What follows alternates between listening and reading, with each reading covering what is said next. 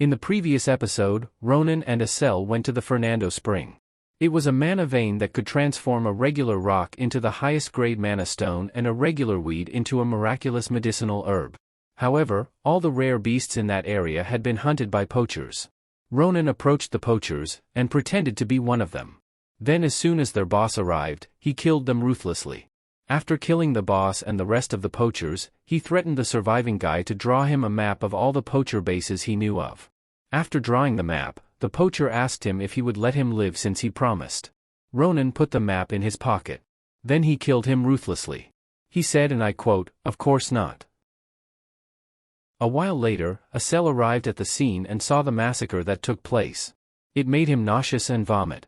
Then Ronan showed him the inhuman acts the poacher committed and said, that was the reason why members of the Calabaro organization had to be killed. It was a crime to let them live. The beast professor, Varen, was an animal lover and gave them the location of the Fernando Spring. If he saw that scene, he would be heartbroken.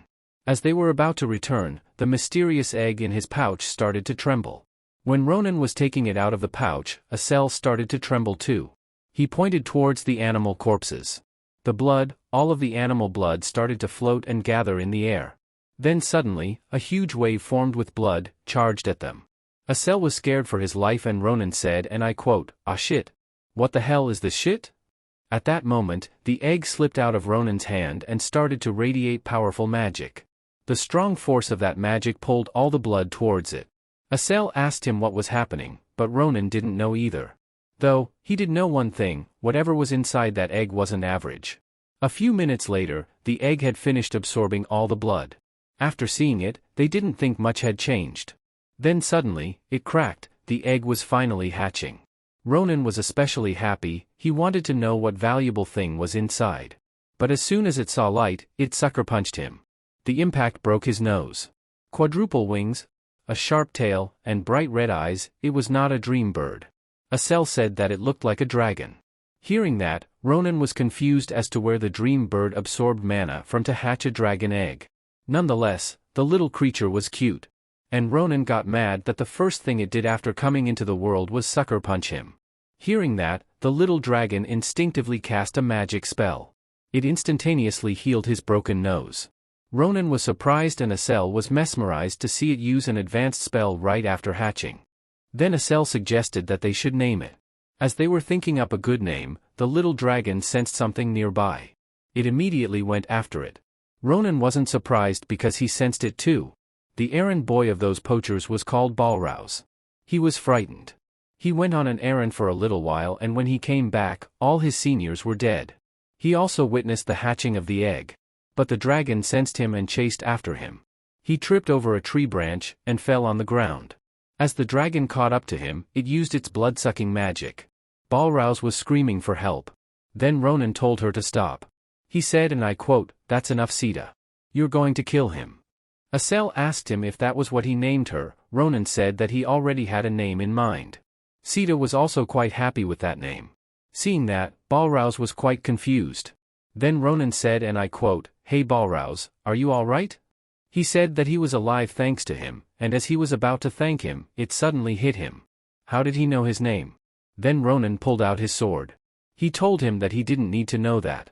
Ronan didn't think he would meet an old comrade from his past life like that. If things progressed as they should, Balrouse would have left the poaching organization on his own and would become his ally in the future. But at that point in time, he was just a mere errand boy.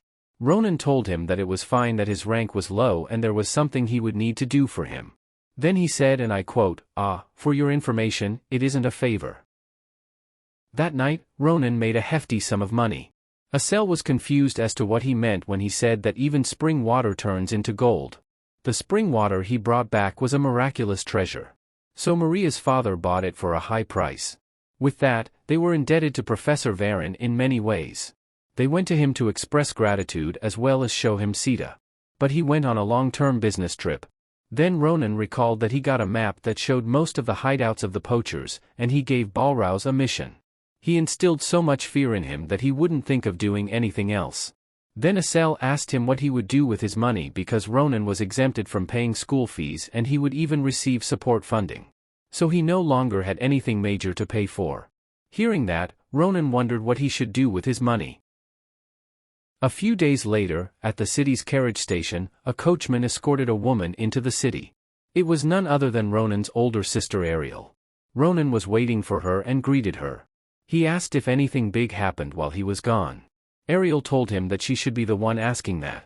She was surprised that a high-class carriage was right in front of their house. How was that possible when he didn't have any money? Then she asked why he lost so much weight and if he was eating properly. Then she noticed Sita. She greeted her. Ronan said that Sita was traveling with him for certain circumstances, but there was something more important to do. Ariel asked where they were going. So Ronan told her that he would be busy once classes started, so there was something he really had to do. Ariel was overwhelmed by what was happening. Ronan had brought her to the most expensive tailor shop. He had her try out a bunch of different clothes. She was shocked to see how many clothes he bought for her. But Ronan told her that it still wasn't enough compared to what she went through for him. Hearing that, Ariel was touched. She asked him when he had grown up so much. She started to shout, and I quote, "Everyone, look over here. My little brother is so kind." Ronan tried to stop her, and the shop employees were smiling. Then Ronan hurriedly ended their shopping trip. He told her they should visit the workshops. His sword got damaged recently by a crazy bastard. He opened the door, and the crazy bastard was waiting for him. Ronan was shocked. He asked if he was a stalker. Schlieffen said, he came to get a new sword because Ronan damaged his old sword, then he happened to see him enter that shop. So he just waited for him. But Ronan said that was the definition of stalking. Then he took out his sword saying that Schlieffen was the one who damaged his sword. Both of them were ready to fight. At that moment, Ariel stopped them. She scolded Ronan saying he shouldn't use foul language. Then she turned around and said to Schlieffen that although her brother had a foul mouth, he was kind. Schlieffen, the heir of a grand and noble family, the Grancia family, was mesmerized to see Ariel. He thought to himself that he saw a goddess. On behalf of Ronan, she apologized to Schlieffen. He was flustered. He said that all of that happened because of his lack of discretion. So it was all his responsibility. Ariel praised him saying, "How can you be so kind?" She said she was glad that Ronan had a friend like him. Ronan was confused as to what was happening. Schlieffen said he would compensate him for his sword, but he didn't have gold on him. So he gave them his family's proof of identification. Ronan was shocked to see that. Schlieffen said if they wanted to buy a sword they should go to the blacksmith on the western end of the street. It's a place with 500 years of history and commoners couldn't enter it. But with that, they could go inside. After that, he bid them farewell. Ronan said to himself that Schlieffen was a crazy bastard and he didn't know what he was doing. With the Grancia's proof of identification, you could buy most villages. As he looked at Schlieffen's shaking back, he wondered if that was really the sword saint he knew of. The next day, at Phil Leon Academy's entrance ceremony, all the freshmen gathered. The headmaster greeted them all, and introduced himself as Krava Kratir. He said that all of them passed with amazing skills, and proved their potential. When their boundless talent and Phil Leon Academy's prestigious education collide, he believed that all of them would be recorded in the Empire's history. He said, and I quote, "I congratulate you all on your entrance. Class of 787. Ronan was bored to hear the long speech. But he didn't hate it because it would please his sister. Then the principal snapped his fingers, and cast a large-scale magic. Everyone was shocked to see the dimensional crack. And when they opened their eyes they were in the center of a large stadium. From the audience seats the seniors of the academy greeted them. Ronan was dumbfounded to see that the principal teleported the whole place with a snap of his fingers. Then the principal announced that they would start the meeting between their seniors and juniors. It was a tradition at Phil Leon Academy. The freshmen meet the Year 2 seniors. And the meeting was known to be intense. It was also a special Phil Leon event. The freshmen are represented by the first and second rank. They would each choose one of the 4 Year 2 seniors, who have their own fighting style. They would carry out a one-on-one spar. Then the principal explained that the event was closely linked with not only the instructors but also the relationship between the seniors and juniors. As they learn about each other's weaknesses they would be able to complement each other and compete. And that was the start of true education. However, the freshman representatives would be given the choice to choose their opponent and it was also possible to decline a duel. While laughing, the principal told them they didn't have to be burdened, they were free to back down. Ronan was pissed. He knew that the principal said that knowing they wouldn't back down. The seniors were all from the martial arts major. Rank 1 was Nasto, Rank 2 was Braum. Rank 3 was Irina, and Rank 4 was Karun. Among them, Braum was overly excited to face Schlieffen, and Ronan who defeated him in the practical exam. Ronan thought to himself that it was a good opportunity for him to show his older sister that he doesn't go around getting beaten up. Then suddenly he hit upon an idea. He asked the principal if he could make a suggestion. Then he said, and I quote, "Since we are able to choose freely, I would like to be taught by all of my respectful seniors. Of course, all at once." Ronan's request made all the professors flustered. They contemplated whether they should allow it or not. Instructor Nabirose told him to allow it, because it was Filian's overarching principle that if you possess the skills, you are free to do whatever you want. So no matter who won the duel, it would hold a deep meaning. And if things went south, Instructor Nabirose would interfere too. Hearing that, the principal decided to allow it. Ronan was up against 4-year 2 seniors. Rank 4 Karun and Rank 3 Irina were annoyed that a freshman was looking down on them.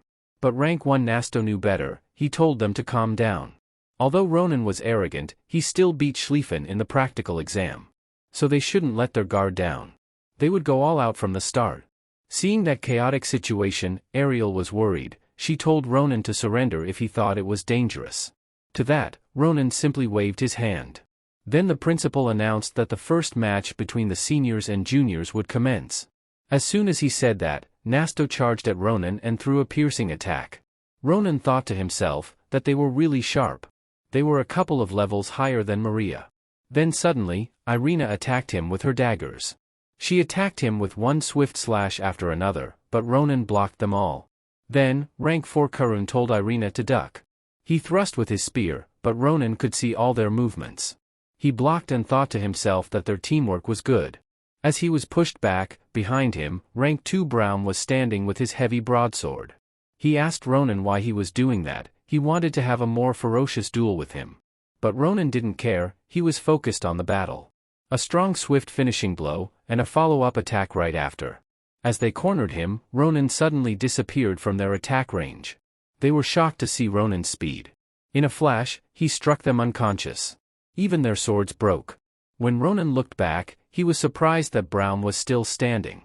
Because he should have already lost his fighting spirit. As he charged at him, Ronan said, and I quote, "I shall remain considerate until the end." Saying that, he held his sword in a specific stance. Braum was shocked, because it was the same swordplay as Instructor Nabirose. With a smile on his face, Ronan slashed him 4 times. It shattered Braum's heavy sword to pieces. Then Ronan said, and I quote, "I've learnt a lot, seniors." And unfortunately, that is all for now. I've recapped all the chapters that were released in the last few weeks. I will make a part 4 video when more chapters are released. So if you don't want to miss that, subscribe and turn on notifications.